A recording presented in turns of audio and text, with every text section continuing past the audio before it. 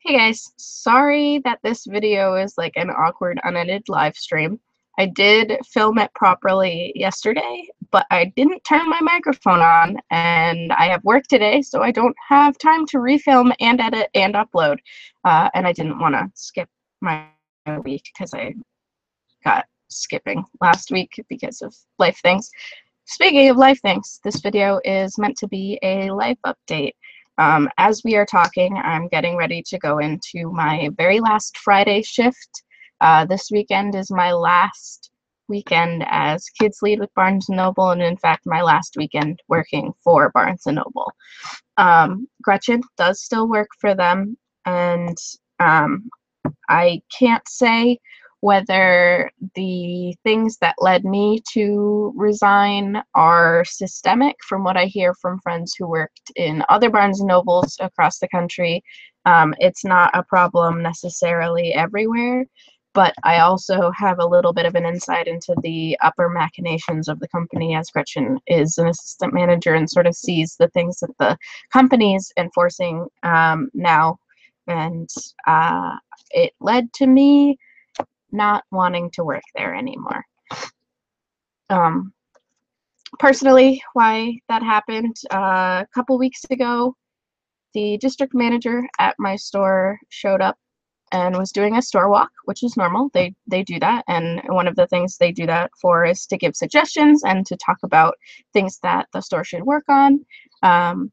In this case, the store manager and the district manager were in my kids section talking about an initiative that I had been working on for several months with my team, which was to order in a bunch of audiobooks for the kids section because we didn't have any. And I get asked on a weekly basis about kids audio. She was saying that we don't have it, this is not okay, who took this initiative, blah, blah, blah. She was bad-mouthing my work in more harsher terms, and the store manager was just nodding like, I didn't know. Like, I don't know how this could have happened. And I'm 10 feet away. Like, they know that I'm right there. And rather than saying, Michaela, can you explain this? Or saying, my team made this decision because XYZ, he just let her badmouth and essentially would then come to me and say, you have to get rid of this, that she doesn't want this, you have to get rid of it. And I was not going to have that because I, again, had been working for months to get this ready, and it was something that was so incredibly important to my community. They had already loved it. And what's even more frustrating is after this whole thing happened, that she decided to keep it as a test anyway. But I went up to them and I said, what are you saying about this and why? Let me explain to you what's happening. And she's like, you're making decisions above your pay grade. You're a kids lead. You're just supposed to set up things that other people say.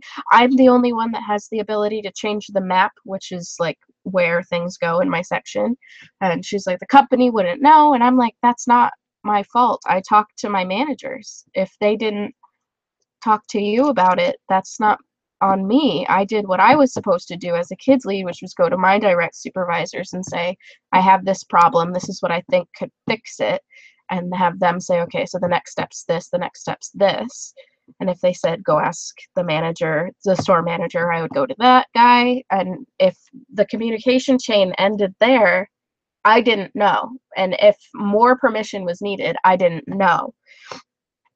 But the entire blame was then put on me as someone who was just trying to do something that was really important. And I'm really good at my job. I love what I do. I love talking with parents and grandparents and teachers and librarians about, different new books that are coming out, about different aspects of the department, like audio or like graphic novels for kids, and like why they should be available to the community. And having that happen on the floor was very frustrating. I ended up crying and very angry because it felt like a personal insult. Like she was saying that I couldn't do my job properly and that I wasn't listening to the protocols of the company, and that's not at all what I think.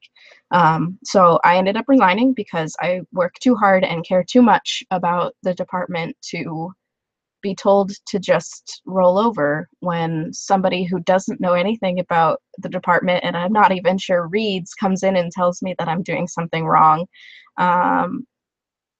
Yeah, so I ended up resigning.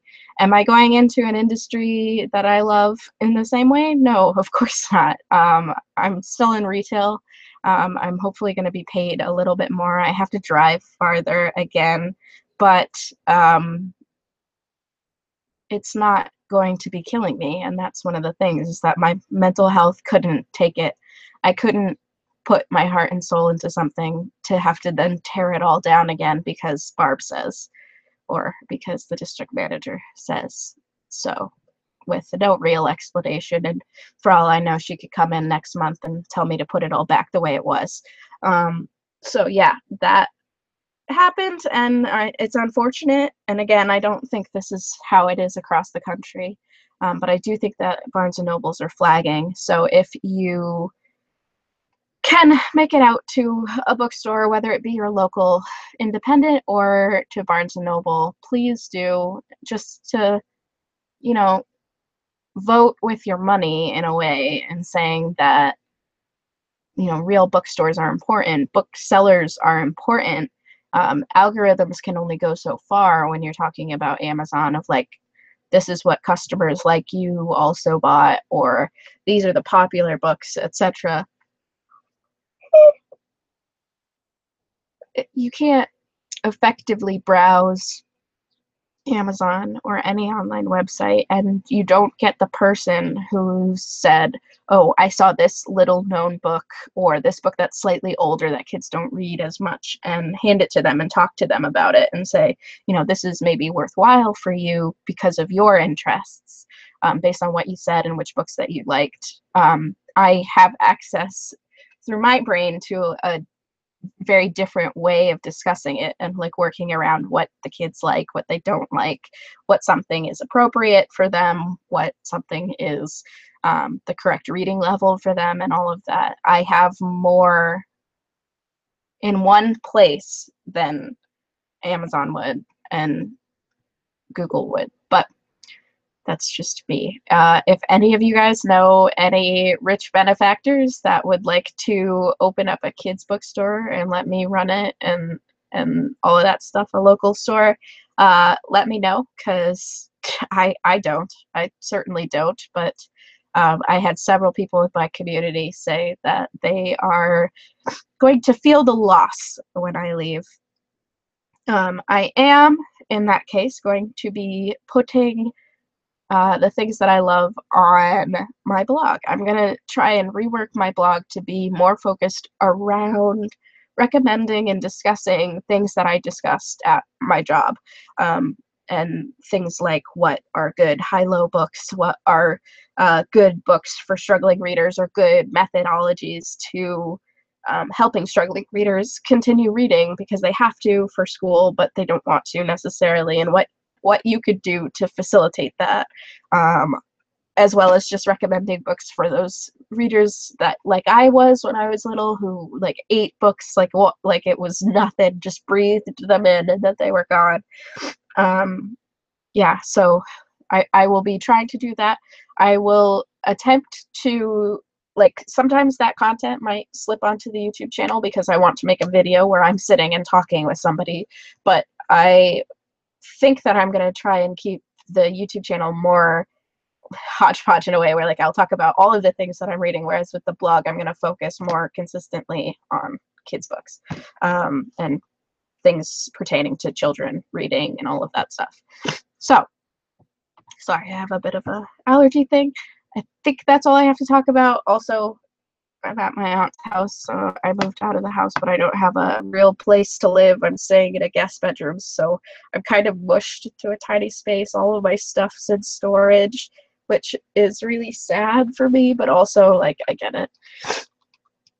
And yeah, I think that's it. I don't want to make this video much longer because it's already going to be longer than it would be because I can't edit it, but I wanted to update you guys on what was happening, and I'm actually okay. Like, I'm still angry about what happened, and I'm still a little bit mourning what could have been, but I'm also, like, such a weight has been lifted off my shoulders because I don't feel like I'm waging a war on my own in the kids section in the back of my Barnes & Noble. So I will talk to you guys again next week. I will have to refilm the video that I filmed for next week as well because there was no sound. But I have more time with that one than I do with this one, so it won't be like a sad live video. I'm sorry that I couldn't edit this for you guys. I tried, but you would want me talking, so here it is. I hope you guys have a great weekend and that your start of summer is going great. It's ridiculously hot here and I'm already sweating. Ugh. All right. Have a good weekend.